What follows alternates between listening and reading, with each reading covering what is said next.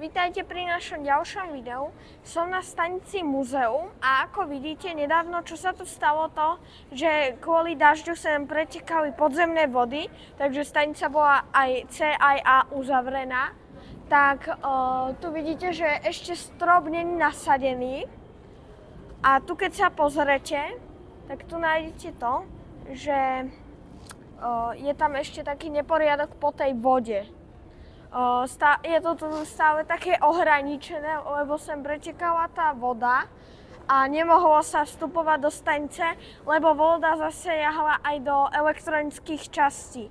Takže keď sem prídete, ešte to tu nájdete také rozbombardované, čiže nie je to už úplne taká pekná stanica ako predtým, ale samozrejme, keď sem dajú späť tie obklady na strop, tak bude znova pekná. Možno ju, keď sa im bude chcieť aj prerábať do tých modernejších staníc, ale čo môžete vidieť tu, že tento výstup je dočasne uzatvorený a tu sa môžete pozrieť na to, ako vyzerá prestavba jedného vstupu.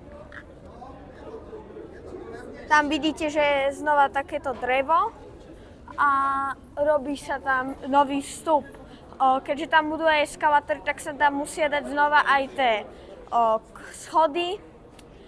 A robí sa na Václavskom námestí aj tramvajová trať na Václavskom námestí a robia jeden vstup a aj ten druhý, čo je hentam.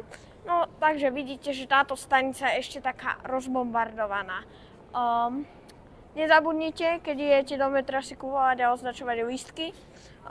Necestujte na čierno. Nemôžete ich označiť dvakrát. Chybný lístok je, keď ho nemáte vôbec, alebo je označený dvakrát. Nemôže byť označený dvakrát. Keď využívate priestory metra, správajte sa slušne. Dovidenia, vidíme sa na budúce.